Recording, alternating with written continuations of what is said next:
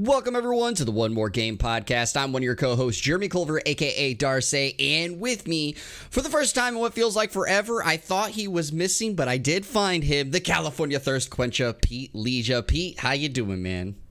It's been a few weeks, huh? It has been a few weeks. I only really been on like one episode in the last month plus 5 weeks, something like that. That sounds about right. Yeah. Kind of wild. Thanks to Matt Sharp and Sharif for covering for me. Sharif, because he's one of the friends of the podcast, and Matt Sharp, he had a big old interview with him for his new game Fables. If you guys haven't listened to that, go check it out. It's really fascinating. You get to hear Matt Sharp's thoughts on Xenoblade Chronicles 3, a little inside dig into that, and of course, his game Fables that he created. It was by himself, right? Yeah, he created everything in the game. That's wild. Yeah, he was saying like that was when I was listening to it, he was saying that he had like made 2 games when he was like in his teens or whatever, or something like that, like just like kind of like messing around. And he was like, he did like the RPG Maker, which was a game I always saw like the shelves of like Hollywood Video and stuff, and I thought about trying it, and I never had the cojones to go grab it. Really? But it was always funny. It was always over there. I always thought to do it, and I was just like, I never did it. But it was really interesting to listen to. If you haven't listened to it, go give it a shout out. I guess it's our podcast's first like interview with a video game creator like that. So it's really fascinating. Go listen to it. And PSWF, you get to see me get the Bill Gates monkey off my back last week. Yeah. And then you get to see all the great content this week. The Jeremy and Kyle in tag team action. So it's been a while. I'm feeling a lot better. I'm feeling great.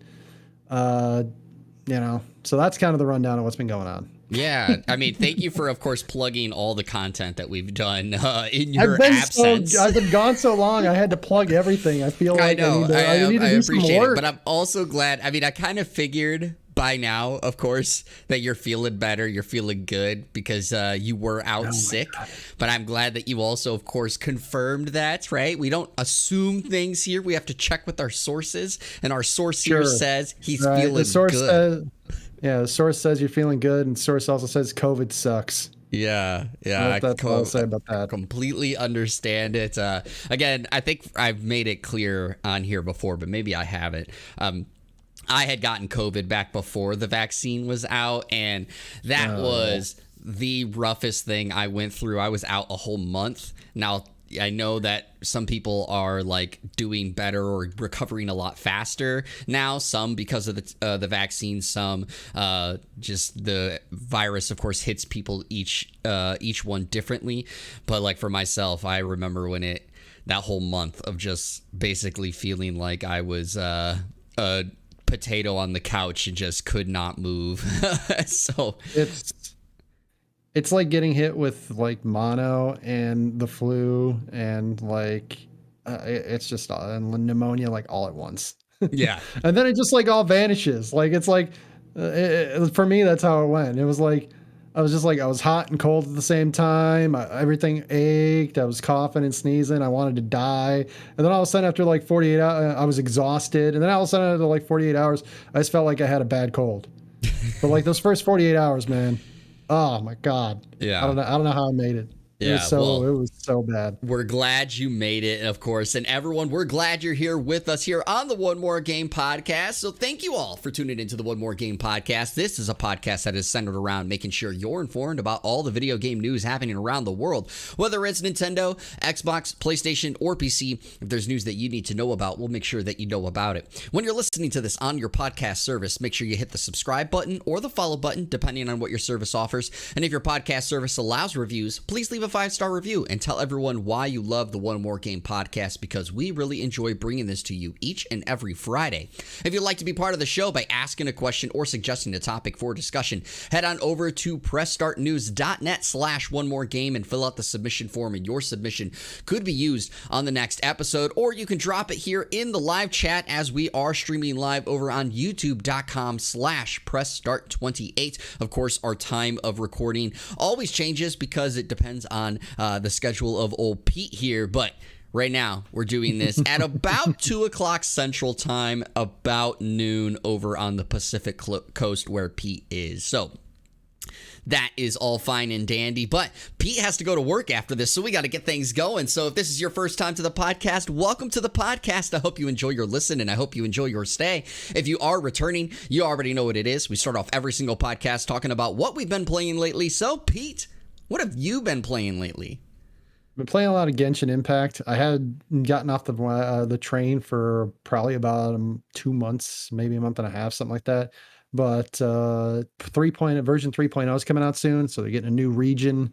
So I'm trying to like build my stuff back up and getting over there, trying to build my characters up so they can just destroy everybody or all the enemies and stuff like that, and I can do some more grinding. Also jumped into the StarCraft 2 campaign because I got on again, off again, play it, and I got much further than I ever had before.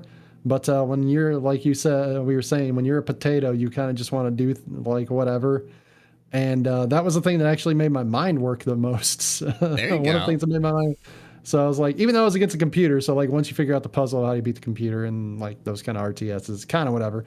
That was able to get my mind work. The biggest one I've been trying, that's the new one, is I've been playing not as much lately, but for a while I was playing a decent amount of multiverses. I got LeBron James, the King. I was playing a lot of him. I was playing a lot of Rain Dog Millionaire for Slumdog Millionaire. That's what I was calling it, but it's just like, I think the character's name is like Rain Dog. It looks like a reindeer. That's a dog.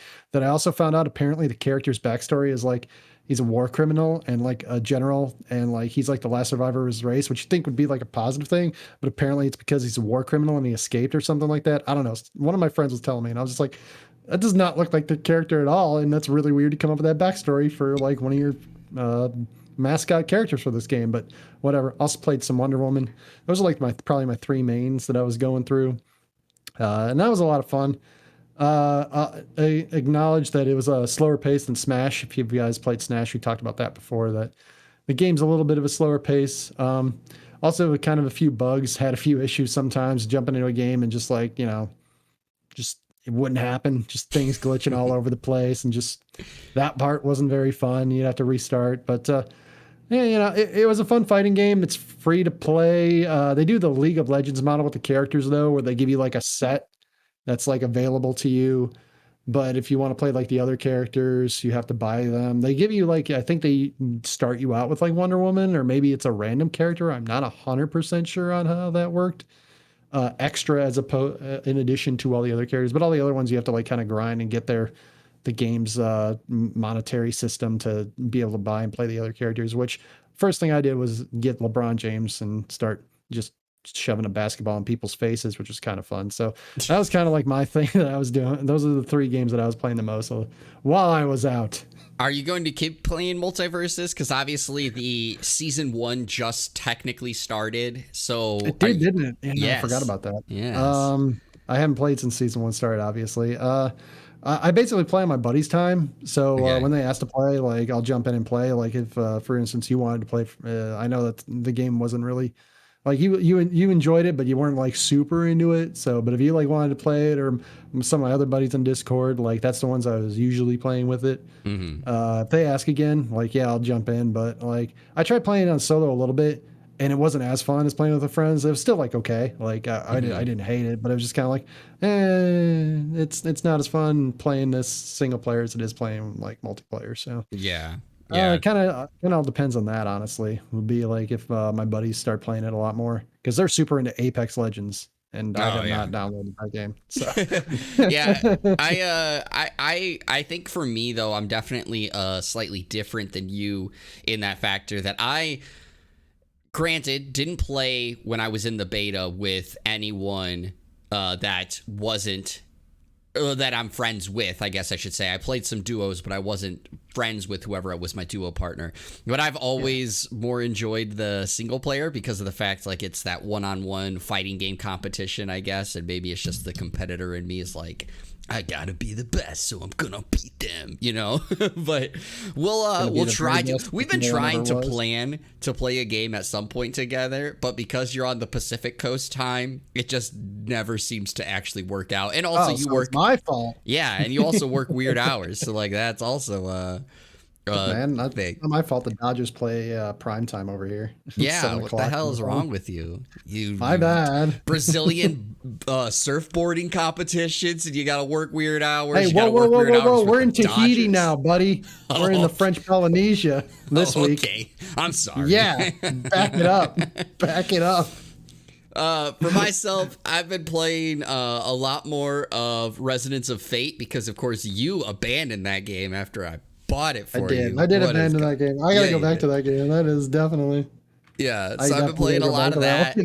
And over my my vacation, I wrote an article on this over at pressstartnews.net that you can go check out. But I played the Diofield Chronicles demo. I played it on the Nintendo Switch, and then I downloaded it also on PC just to do a comparison.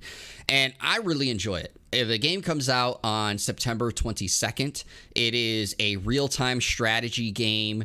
And essentially the way to kind of look at it, if someone's just on a broad sense trying to figure out how to determine what this game is like, it's in a sense going to be like Final Fantasy Tactics and, you know, I guess like throw any RTS in there. So, you know, for you using StarCraft, I'm going to say StarCraft, but it's not to that extent.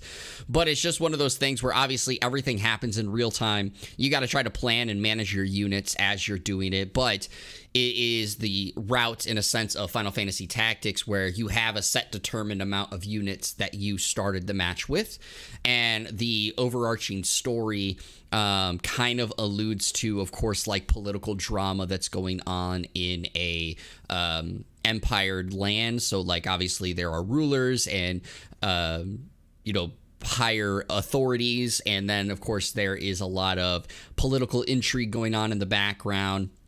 The demo ends at the very end of the first chapter, and your progress does carry over to the full game. So if you play it on PlayStation or Xbox or Switch or Steam, and you of course buy it on that said console when it does release, you can carry your data over.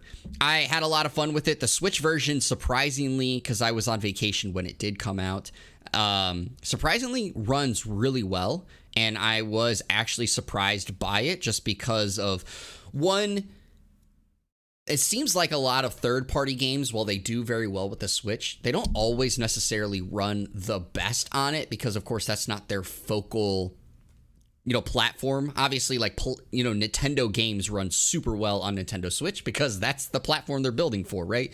But the other ones, sometimes they have some issues or pullbacks or anything that kind of like they restrict it to try to improve performance. And there are moments that you can tell in the Diofield Chronicle, but the battle animations looked great. The actual cinematic scenes looked great. Cinematic scenes run a little bit slower, I think, than it did on PC.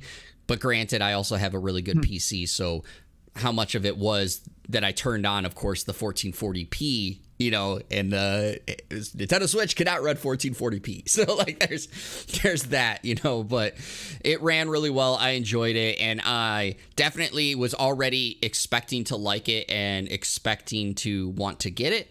And the demo did exactly what I think, and I hope more companies do, which is use the demo as a way for people to gauge, do they want to get it, or even for especially a new IP like the Diofield Chronicle is, where it's, what is this game that I might potentially want to buy? Obviously, like a Final Fantasy or, you know, Star Ocean, for instance, that's coming up soon. Those are well-established series, so a demo may not benefit them, so to speak. But I think we should get back to, and personally speaking, more demos being available, because I think that they serve a great purpose for that reason. But yeah, we talked about before how they're a little pricey to make for companies sometimes.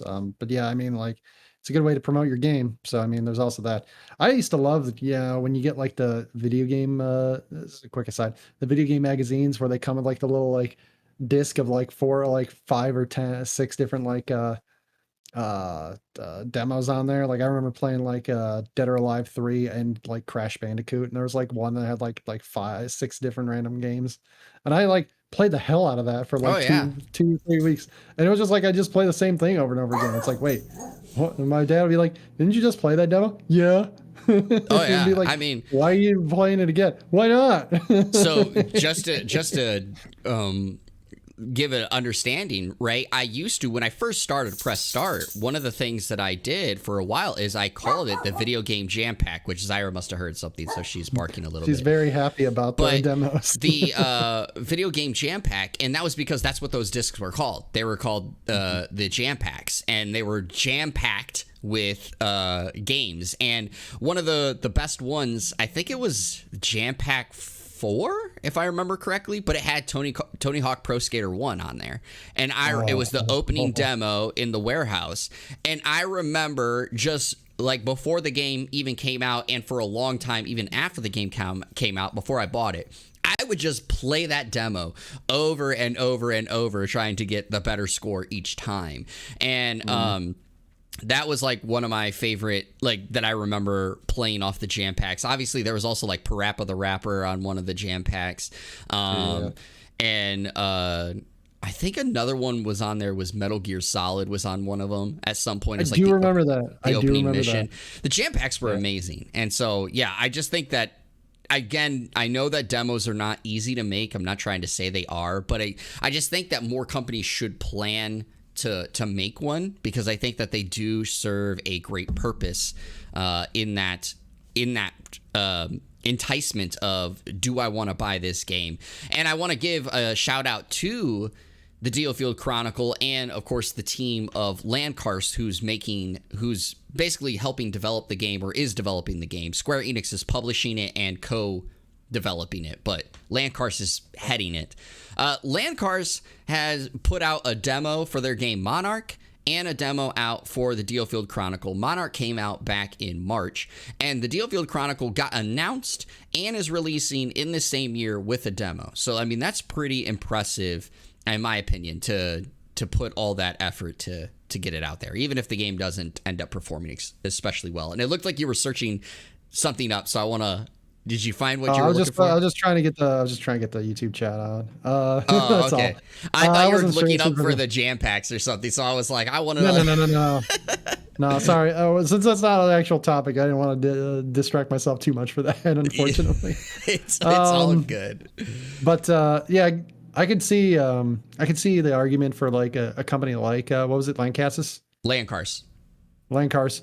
The demo being a lot more beneficial than say somebody like Square Enix, because there's a decent number of people that are just going to buy a Square Enix game because it has Square Enix as the company alongside it. Whereas Landcars, since they're newer, like having demos for their games like Monarch, like DioField Chronicles, as you mentioned, both of them are IPs that are brand new. They're not building off of something that already existed. It might be more beneficial for them to actually make demos too than like I said, a company with a bigger name already that people are like, oh, we're just going to buy because it has Square Enix in it. Yeah. And as I was saying, of course, new IPs, the demos can serve a bigger purpose, because like a Final Fantasy or Star Ocean, it has a name legacy attached to it, where you're like, oh, if I like Final Fantasy, right, I'm typically going to like this next entry, or Star Ocean for the same reason. Star Ocean, though, may benefit from a demo because of their recent games not being reviewed as well. Just real quickly, though, before I go into this, sure. For you, of course, you talked about Landcars being a newer studio, and technically speaking, like, newer is relative depending on what you say. But for a lot of people, Landcars may be a newer studio to your name. So a game that I do recommend people go check out, and I'm going to actually grab my copy real quick. He's grabbing his copy for people that are listening and not watching. He's reaching around.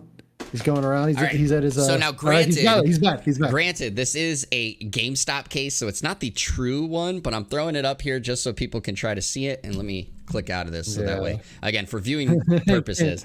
But let's So say it's called like, Lost Dimension. All right, it's for PlayStation Vita, PS3, and I found out recently it was also on PC. It's on Steam right now, I think, for $25. It is a really well developed tactical strategy game, and it takes basically the components of Danganronpa that I've talked about tremendously on this podcast before, of you are trying to find or basically kill off your team members throughout the play. Zyra, you need to stop it. So, but you're trying to, like, you are stuck in this, like, basically labyrinth, and the big bad guy makes you kill off a member of your party each floor, because there's a member of your party who is actually backstabbing you, and you have to talk with your team and, like, basically figure out who is possibly the person that's backstabbing you, while you're also end up doing fights, attacking people. It's a really well done game. I think it's a really underappreciated. I should have had this actually on our underappreciated list, but this game came out years ago, and of course Landcars was a very small studio at that time, so not a lot of people, I think, knew about it. But I would totally recommend checking out. Again, $25 on Steam, and again, PS3 and PS Vita, so that's something to go. Sounds good. We've been talking about what we've been playing lately for quite a while. Let's get to this catalog, because we have Embracer Group going on a spending spree again. Final Fantasy is struggling. Nintendo investigating claims of misconduct, and Microsoft throwing some shade at Sony. But that's all coming up here on the One More Game podcast. Let's get to our main title, the main catalog here, and that is Embracer Group has acquired more things, including The Hobbit and Lord of the Rings IP. This is coming from Video Games Chronicle, written by Chris Scullion, and it goes as follows. Embracer Group has announced another round of acquisitions, including the rights to The Hobbit and The Lord of the Rings. In a series of press releases made this morning, the Swedish company announced that it had agreed to acquire a number of companies, including Middle-earth Enterprises. The deal will give Embracer Group a, quote, vast intellectual property catalog and worldwide rights to motion pictures, video games, board games, merchandising, theme parks, and stage productions relating to the iconic fantasy literary works, the Lord of the Rings trilogy and The Hobbit by J.R.R. Tolkien. The company also announced plans to acquire a number of video game companies, including Limited Run Games, Singtrix, Tuxedo Labs, and Tripwire Interactive. It's also launching its 11th operating group, which will be named Embracer Free Mode, and will focus on, quote, the retro, classic, and heritage gaming category, as well as investing the iconic gaming and entertainment properties. Under the new company mode, the company has also acquired Tsuchin, Bitwave Games, and Geotech. So I listed all of those. You can obviously follow along with those if you want, but I'm just going to kind of get to this last part and then kick it over to UP. So according to Embracer, the acquisitions of Middle-earth Enterprises, Limited Run Games, Tuxedo Labs, Tripwire Interactive, Singtrix, and the undisclosed company have a combined upfront cost of 6 billion SEK, which is equivalent to $576 million, with further payments linked to financial operational targets, bringing the total potential up to 8.2 billion SEK, which is 787 million. So, Pete, first off, what is your thoughts about this big recent acquisition spree that Embracer Group has had over the recent years? But two, one small caveat that we'll bring up, of course, in our discussion. Them buying the Lord of the Rings is to everything but the books themselves. The books are still owned by the Tolkien family. So, Pete, in your opinion, what game would you want to see? What type of game, I guess, would you want to see coming out of the Middle-earth realm? Well, these new acquisitions, to your first point, or first question, are not new. It's been a recent string, basically dating back to 2019. The first fiscal quarter, they were starting to acquire stuff like Game Outlet Europe from Nordic Games. Last year, they acquired the Borderlands developer Gearbox. 2020, they purchased World War Z and Witcher 3 port developer Saber. So, I mean, these have been a group of acquisitions. I mean, we talked about it before. I'm a little leery of companies buying up a lot of this stuff. A lot of these are smaller companies. It's not anything big, super major like the companies we're talking about in this specific article are not anything like Activision Blizzard, but I mean, like they also got Gearbox. That's a pretty solid one, and Saber's had its hands in some pretty significant titles too, and they have Dark Horse Media comics and stuff like that. So I mean, the few we talked about it before, the fewer people that control messaging, they're the ones that get to display whatever message they want to convey. I don't think in the grand scheme of things it's going to affect a whole lot. Some of these companies are probably going to benefit a lot, these smaller ones that are bought up, because they're going to have a bigger capital to actually support some of the things that project they want to do. So that's going to be good for them. I don't believe I've heard of any like issues with workplace problems so far.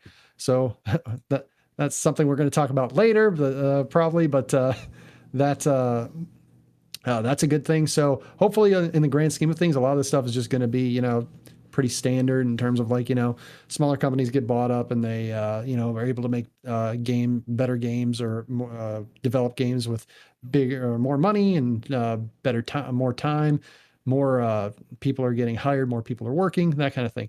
As for your second question, which Middle Earth game would I want to see developed? That's actually interesting because there's been a lot of like random games that haven't even really been based on the movies, or they're like side stories to the movies.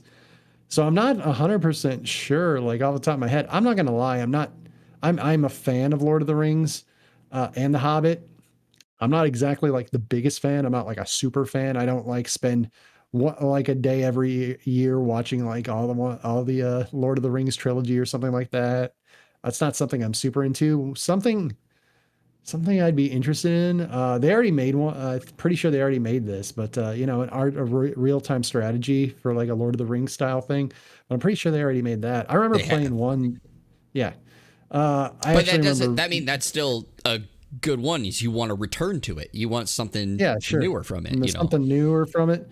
I think the best thing that I would like is like, again, more side stories, kind of like an expanded universe that maybe we don't focus necessarily. We focus on the world, but not necessarily specifically on like the time where the time of when the Hobbit and the Lord of the Rings actually occurs.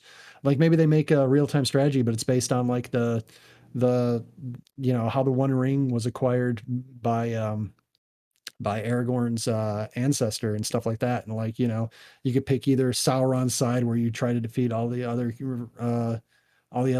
races, or you pick, the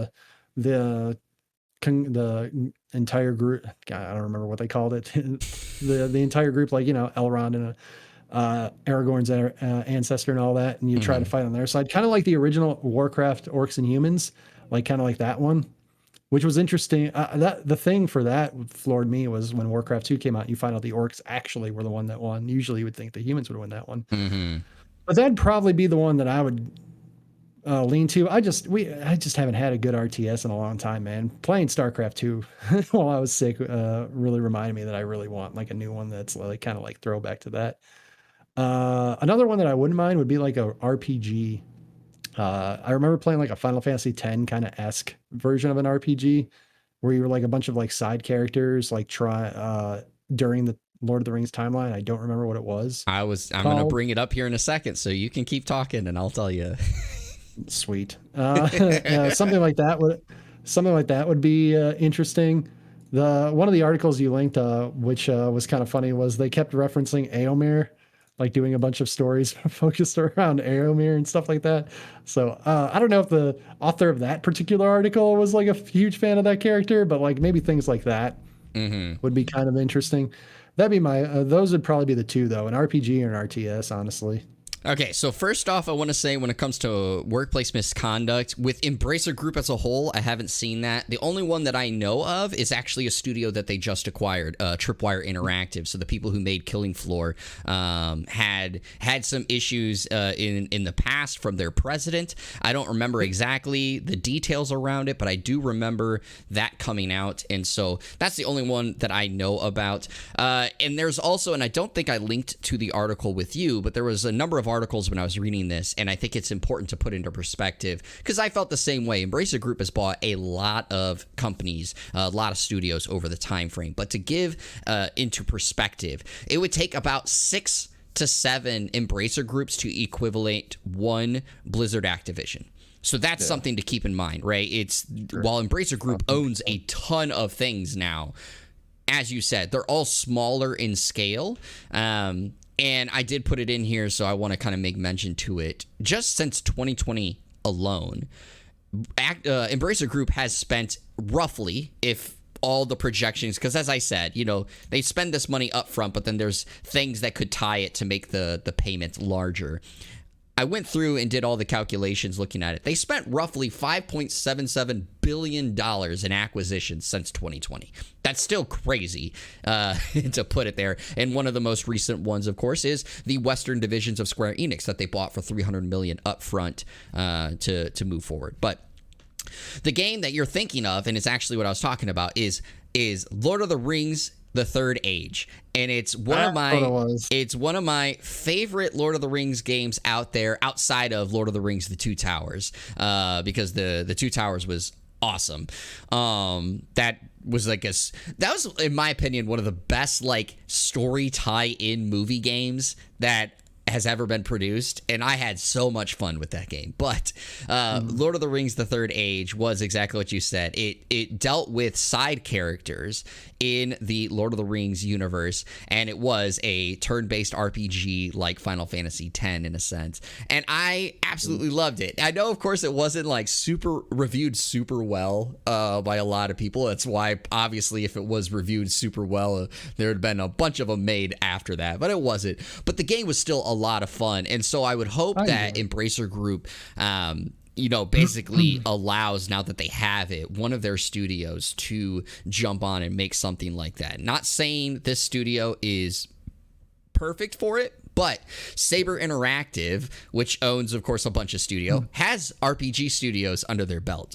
That would be a perfect one if I'm Embracer Group to go, hey, Saber Interactive, here's the Lord of the Rings IP, create a new RPG entered into it. So I would really like that. And then one last thing I kind of want to ask you before we move on, just for timing's sake, is, of course, the one thing that did catch a lot of people off guard about this purchasing outside of the Middle-earth one, because obviously I think Lord of the Rings IP in general still was like a shock.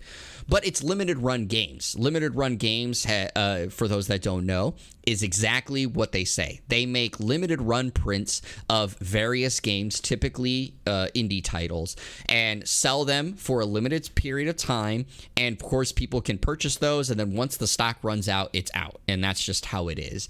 Some people were surprised that limited run games was purchased this way, especially under a gaming conglomerate like Embracer Group is now. So my question kind of is two-part for you. First off, do you think limited run games potentially changes its model now that it's underneath a publishing, conglomerate again? Yeah. And two, do you think this now, if they don't change it, or even if they do, but they still do the limited prints, do you think that this opens the door for limited run prints of previous Embracer Group games since they're now part of the company? To the answer to your second one, I would be kind of surprised if they did games that were from other ones, unless they're like really old games that they just kind of want to bring back for a brief amount of time that are like super popular. I wouldn't expect them to do that. For your first, to answer your first question, I would expect them to probably keep the same model. I don't know if they want to, like, Embracer Group. If you're buying a bunch of different companies or smaller companies that do a bunch of different things, I don't really understand the the process of unless you're like unless you're like moving like you're buying a company to like dissolve it to move their workers into something else, a new game like we were talking about before about the newer shoot uh what's that game where you're like a criminal and stuff like that? And Grand Theft Auto. Oh my God, the There new you go. Grand Theft Auto. How they dissolved like the groups that were making like kind of like remastered versions. Like unless you're doing something like that and like moving those divisions into other groups of the company, I don't know why you'd buy a bunch of companies, keep them all the same name, but then just entirely change what they're doing. Um, per se, like would be the point of buying them at that point? Just buy another company that's already like used to doing the thing you want to do, right? So that'd be my guess is that they probably keep the same thing. I don't I would be surprised, like I said, unless they have some games they want to bring back that are popular from back in the day, that they would just like do limited print runs like that though. Yeah, I think that they should. I don't know if they will, of course, but I think they should keep the limited games run model because that's what made limited run games popular. Granted, there are games on limited game runs, if you go look at it, that you can buy even after the limited runs, right? Like there's some games that they just have up there that you can buy, but their model for the most part has been those things. But I do think, to like as against a counter your point, basically, I do think that this now opens the door, or Embracer Group may have limited run games do, is publish old titles of studios or IPs that Embracer Group now owns, because exactly what you're saying, it might be a way of saying, hey, let's gauge what people want. Do they want a new Lord of the Rings, the Third Age, type game? Do they want a new game from RTS, right? I don't know exactly. I can't think of the titles off my head. Or like, for instance, with Deus Ex, because of Square Enix, maybe they print like the original Deus Ex game, and it's like, hey, do you want a new Deus Ex? Which obviously a lot of people do, but it's just I could see that being a model that they may use. They probably will still do exactly what they do now, partnering with indie games to publish it. But I could see them doing those here and there to use as a gauge for interest in future IPs. But we got to move things on. So let's get to Final Fantasy, because of course some people think they're struggling. That being one of the directors and producers. Final Fantasy series is struggling to adapt to industry trends, says Yoshi P. This is coming from Eurogamer, written by Ed Nightingale, and it goes as follows. Final Fantasy XIV director and producer Naoki Yoshida has stated he believes the game series is struggling to adapt to industry trends and meet player expectations. Speaking to Inverse, Yoshida discussed the future of the series. Quote, in terms of whether Final Fantasy is successfully adapting to industry trends, I believe the series is currently struggling. We're now at a point where we receive a wide variety of requests regarding the direction of our game design. To be honest, it'd be impossible to satisfy all those requests with a single title. My current impression is that all we can really do is create multiple games and continue creating the best that we can at any given time.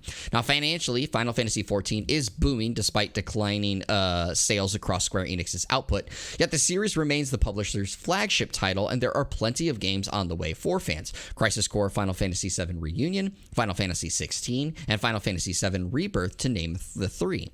Yoshida has also been candid about the forthcoming of Final Fantasy XVI, for which he is a producer. Back in June, he stated the game was returning to a classic fantasy setting to combat the, quote, static vision of recent games in the series and bring back older players. He also discussed why the game won't be open world and how he hopes the action battle system will entice new players though there are systems in place to help players who don't excel at action titles. There are a couple of other things there, and of course I linked to another article in our show notes. But Pete, do you think Final Fantasy is struggling? We kind of talked about this recently, right? Where I was kind of surprised when we did a story similar to this. Not necessarily, Naoki Yoshida did not himself comment on it, I don't believe, until just this point, but we had discussed it before, where I was kind of surprised that people were discussing that. Like Final Fantasy 14 has really been the only like the big hitter, the home run that they've hit in probably like what 15 years, something like that. Like the I I would mean, like disagree. not financially and monetarily, but the one that's like everybody's like in terms of like being ravely reviewed and stuff like that, right? Wouldn't you say Like Final Final Fantasy. Fantasy VII Remake was bravely reviewed? Okay, that's fair. I was thinking of like not like the remake Like new titles. That was my bad. entries. Yeah. That was my bad. That was my bad. All Okay, right. So okay, Final okay. Fantasy VII remake. That was my fault. That was my fault.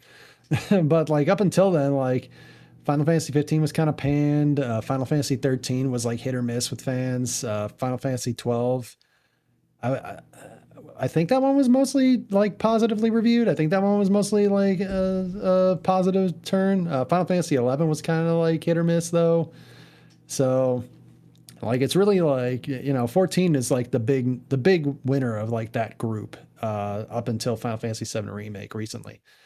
So it's not surprising that Yoshida. I mean, they put Naoki Yoshida, even though he's still working on Final Fantasy 14, they put him as one of the four front runners and leaders of this uh, Final Fantasy 16, specifically because they're like, hey, your game is making a bunch of money.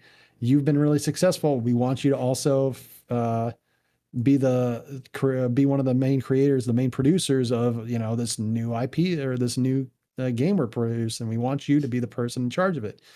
So it's not surprising that like to come out and say like, yeah, we've been having issues with connecting with fans necessarily. We have and I know we make the joke of disappointed dad Square Enix, just like, oh, I made $4 million products in sales. Like, well, I just sell 5 million. What's wrong with you? Yeah, But yeah. some of these games like you do kind of expect to be like home runs, and they kind of been more like long doubles or something like that, to do a baseball reference. I feel I feel like in general, personally, I haven't had a Final Fantasy game connect with me up until Final Fantasy Remake. Final Fantasy 14 playing with friends, it's the same MMO problem that I have with all MMOs. If I'm playing with people, it's fun. If I'm just grinding by myself, I hate it. It's just miserable for me. I just think Hmm. it's terrible. So that's kind of like my big issue.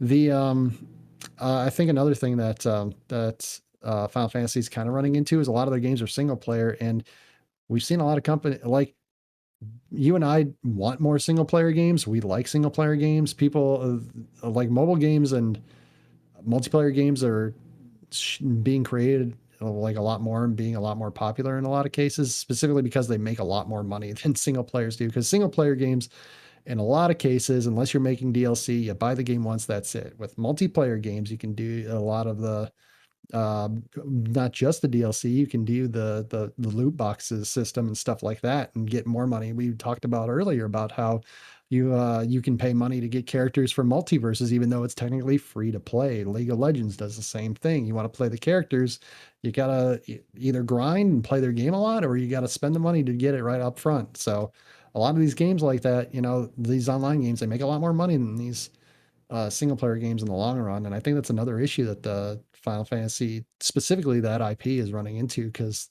they mostly do single player games like that. Pete. You just don't I like me. wish we had so much more time because I like there's so much I want to unpack with that. But I want to just start off first off, and this is more to like as a lone wound graze for you. Weren't you just a few episodes back saying how isn't it funny how money just always seems to dictate whether these games are made or whether they're broken sold and not just the fun of the games? Didn't you just I say mean, that that? doesn't change. That doesn't change my opinion. My opinion hasn't changed. I'm just saying, I'm using that as an example of you saying, like, you're like, well, that's why more multiplayer games are being made. Of course, that's why more multiplayer games are being made. But to use your same point against you, that's why Final Fantasy 14 is so heavily, regarded and also like makes them a ton of money. Like, having multiple mobile multiplayer games is going to be difficult. They also have Final Fantasy First Soldier on mobile gets huge. That just had their championship, their North American regional championship recently. I got emails about trying to enter it. I'm like, no, I'm not gonna play that. But I'm just saying there's a lot of those. I think personally, this is just my, again, personal thoughts though, is I think what Yoshida is saying here is not necessarily that Final Fantasy is struggling. It's the fact that it's struggling to keep up with the requests from the industry, which is totally understandable, and it's exactly what we talked about. Disappointed Square Enix, they're going to be thinking all these various things of like, oh, well, add this to your game, add this to your game, add this to your game. And what Yoshida is saying exactly is you can't put all of those into the game. It's just not going to be the case. Your best bet is to diversify the IP into multiple games and do what you can with that.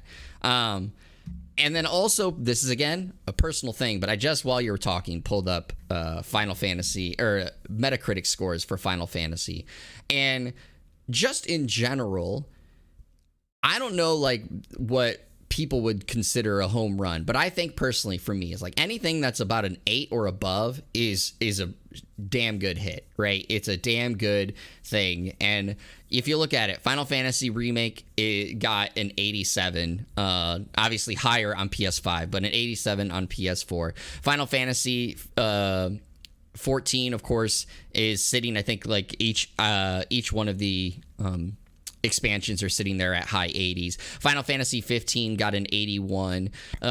Looking at Final Fantasy 12, that got the remaster got an 86. Then you keep going down. Final Fantasy 13 got an 83. Obviously, Final Fantasy 10, as we know, a 92. Final Fantasy 12 had a 92. Again, using, for instance, the Final Fantasy 14, like Stormblood, got an 87. Obviously, Shadow Walker got a lot higher. The games continue to hit. Like, that's just what it is. And the games continue to sell. Final Fantasy 15, I think, just recently broke one of the highest sales marks. I just think that, like, the reason I put this article in here is because I find it very interesting that the title says struggling. And I still agree. As I said in the last time when we talked about it, struggling is a factor. Yes, that is correct. But I feel like struggling, for the most part, though, has been with connecting with, like you just said, yourself, the gamer. The games themselves continue to hit. They continue to do well. They continue to sell. But the problem is like as we as gamers continue to shift, everyone has a different vision of what Final Fantasy should be. And that's what Yoshida P is saying. Should it be turn-based? Should it be action? Should it be a futuristic setting? Should it be an old setting? And that's the thing, is you can't put all those into one game and ship it out the door. That's just not going to happen.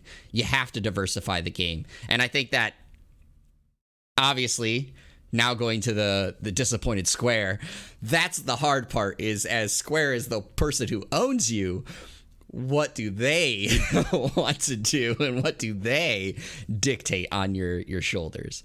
But I know we're going long, so Pete, do you have anything you want to say before I got to move on? Because I feel like that could have been its own podcast. It could have been. Yeah, you covered everything, I think. Yeah. All right, so let's go to the next one. This is Nintendo actively investigating recent claims of misconduct. This is written by Kotaku, written by CC Yang, and it goes as follows. Now, when I say yesterday, of course, this is taking place about Tuesday. But yesterday, Nintendo of America's president, Doug Bowser, sent out an internal message to employees acknowledging the, quote, media coverage involving claims made about worker conduct. He wrote that, quote, we have and will always investigate any allegation we become aware of, and we are actively investigating these most recent claims. Now, this message comes, which Kotaku has viewed, after the posting from Kotaku that published an investigative report that said that female contractors who had experienced sexual harassment while working as game testers at Nintendo of America's Redmond, Washington headquarters. Our sources accused 2 managers who work or had worked at Nintendo of workplace misconduct, and the report described an internal workplace culture that was like a, quote, frat house. Last November, Bowser condemned sexual harassment allegations against Activision Blizzard as, quote, distressing and disturbing, saying that, quote, sexual harassment and toxicity run counter to my values as well well as Nintendo's beliefs and values and policies. Several days later, Nintendo updated its corporate government documents with a commitment to increase the number of female managers at the company. Quote, please remember that our HR teams are here to support you, wrote Bowser. If you have experienced, witnessed, or have witnessed anything concerning such behavior that is contrary to our standards of conduct, employee handbook, or company values, please immediately contact your HR business partner. Now, of course, I'm not bringing in the long form article. I do recommend that. I will link that in the show notes. But Pete, I guess for you, what was your reaction to the workplace misconduct, and then of course the I guess announcement from Doug Bowser that it's being investigated? Well, it's a good thing that it's being investigated, but I mean, a lot of these companies that are more secretive, it's not that they get away with stuff, but a lot of this stuff doesn't come out as easily because they're being super secretive about their own stuff. And it's not just companies, like the stuff that happened in Penn State. When you have like a secluded area like that, where kind of like everybody knows everybody and everybody's pretty friendly with everybody, there's a lot of stuff that can be brushed aside that's doesn't necessarily seem like it's a problem, but it ends up being a problem, and it ends up growing into a major big deal. And in Penn State's case, it was sexual harassment of the younger students and athletes, and in this case, it's sexual harassment of what it seems like to be contracted workers, which is really messed up because those are people that are only there part-time anyway. They basically don't have any power. They are controlled by their temp corporations, their contract corporations that give them a job. Now, and that happened to seem like a lot in this particular case. The long form article mentions a game tester that's not a real name, but they use the name Hannah for it. And she lists a bunch of different stuff, a bunch of stuff that's kind of messed up, or not kind of messed up. It's absolutely messed up. Just like stuff saying like video game characters of like which ones would be like the best to have sex with. And some of them are like, I've been playing Genshin Impact. One of the like their mascot characters like Paimon, which is like a little like small angel looking like a kid kind of thing that floats around and kind of sasses you from time to time. It's kind of funny. And they're just like, oh, well, this just because you like a character like this doesn't mean anything because it's a picture. It's disgusting, man. It's like, what are you doing? Come on. And then you're just like sharing that stuff in the company. And and reading this long form article, the temp employee in question, and the character named Hannah in the article, she mentions going to the temp company several times, because it's not just Nintendo that's being implicated in this stuff. It's also the temp company, Aerotech. I believe now they're called Aster. They're called I'll look it up while you're talking. Aston Carter. Okay. Carter. They used to be called Aerotech. They're now called Aston Carter. And they just got implicated on August 7th again, the second time. This is the second one for Nintendo and Aston Carter in one of the articles I saw. So there's one from like back in April of this year, and now there's one that was back on August 7th. There's two of them now. And this stuff's just got to stop. I posted on my Facebook. You might have seen it. It's a personal thing. So, but I'll share it here. There's so much shit that I've gotten so much more cynical about just in the last couple of the years, not to mention like the last like 8 or so. And it's just like, it seems like everything, like there's dirt everywhere, man. Everything's just like super dirty, and it really sucks. And the people that get affected aren't people like me. They're not people like you, unfortunately. But it's people that, are looked down upon.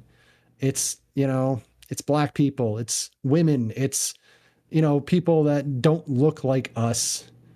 And those are the ones that always get negatively affected and seem to always get stepped on in these cases. And it's ridiculous. Or there's people that we're just talking about. They're not full-time employees. They're part-timers. They're contract workers. They don't have the same amount of control. And then because it mentions in the article that it seems like a frat house. The testing facility seemed like a frat house a lot of times, because all these people, they're good old boys. They're all friends, and they've all been friends for a long time. So they're not going to rat on each other. They think it's just boys will be boys and that kind of thing. And it's like, No, man, like you're in a professional setting. Act like a professional. Yeah. What is wrong with you?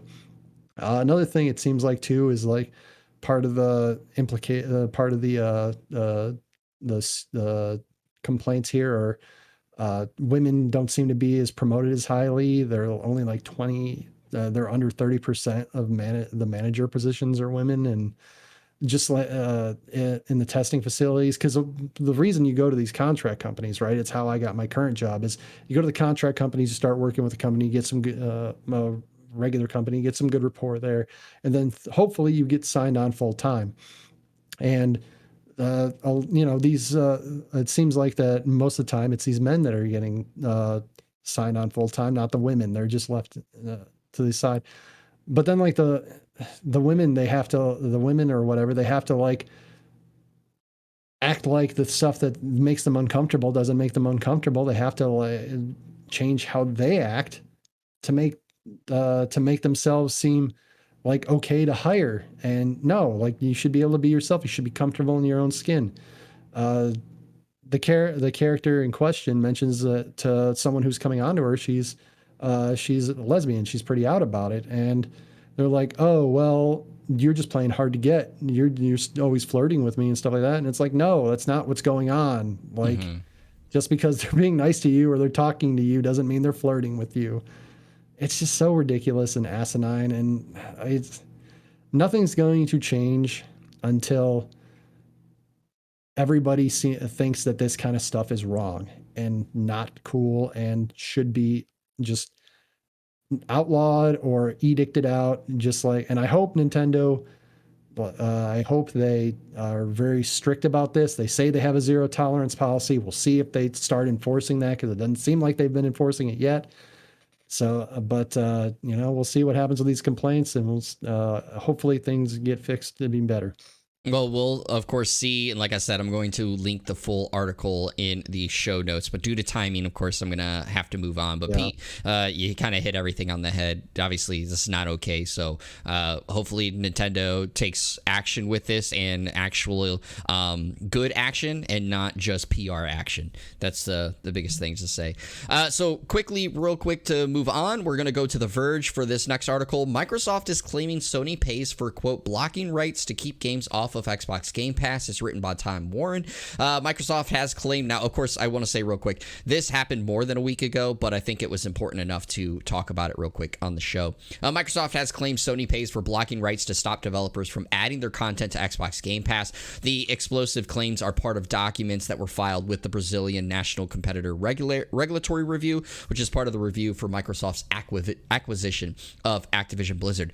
Quote, Microsoft's ability to continue expanding Game Pass has been hampered by Sony's desire to inhibit such growth, claims Microsoft in an August 9th filing to the Administrative Council. And it was translated, of course, because it's in Portuguese. Sony pays for blocking rights to prevent developers from adding content to Game Pass and other competing subscription services. Now, does this mean Sony is evil and Microsoft is casually out here revealing some dastardly business practices? It's really probably more complicated on both sides. Sony could be simply paying for exclusive rights for its own streaming services, or it may have clauses in some publishing contracts that prevent games that they've published from being published on rival subscription services. So Pete, of course there's more to it. Again, timing's sake, I got to move on. But for you, what was your thoughts reading that? Yeah, I don't know what the difference between blocking that Microsoft's accusing and just exclusive licensing or streaming or whatever. I don't understand what the difference is. So I think this is like not an issue at all. I think maybe Microsoft is trying to get a gotcha here. I don't know. Obviously, I don't necessarily know the rules of it was in Brazil's CADE Administrative Council for Economic Defense. So I don't know the laws down there. I don't know like what their practices are, but this doesn't seem like like I said, this just seems like Microsoft trying to be like a gotcha. Trying to get their stuff pushed through, and it's just like, yo, man, I don't understand what the difference is between this and just saying like, hey, this game's exclusive on PlayStation. It'd be like if saying like, oh, Xbox, like, oh, why is this game only available on PS5 and we can't get it on the Xbox One or in the Xbox Series? And it's like, Okay, so that was my take on the reading the whole article. It kind of it made me hate Microsoft more than it made me suspicious of Sony, if I'm being honest with you. Yeah, I Like, you mean, freaking I narc. think right, like you said, I think I've talked about it before. I don't want a lot of companies buying games to like, or buying publishing things, but buying, companies or buying IPs or publishing said games and making them exclusive for a certain console. Like, that's just part of business model, right? You just like with iPhone and Android, you do certain things to try to get people to get your stuff. So like, I guess I wasn't really taken aback by this, but I remember just a lot of people were like going off the rails on social when I saw this. Also, if funny dig though, Microsoft in this like same thing document like did a jab at PlayStation being like, hey, you know what, if you actually want to improve your service, how about you start putting your day one games on there? And I was like, obviously that was a whole nother thing too, which we could of course talk about that on a different podcast. But yeah, so I just thought that was the case. But I found it really interesting. Why I put it here is because announced today, Death Stranding, which is an IP that is owned by PlayStation, of course, was made by Kojima Productions with Hideo Kojima and published on PC by 505 Games. That is coming to Game Pass on PC starting August 23rd. And it's a Sony PlayStation owned IP. So like, I don't know. I just found it really weird and really interesting that like this also comes out like right after, like, hey, do we got to go back to that joke? Do we got to go back to that joke that Sony's made more games for Xbox than Microsoft's made for Xbox? Maybe. I don't know. But maybe that's the joke they should throw back. Yeah, but I will say, of course, just so that people are aware, the Death Stranding that is coming to Game Pass PC, again, it's coming to Game Pass PC, not console.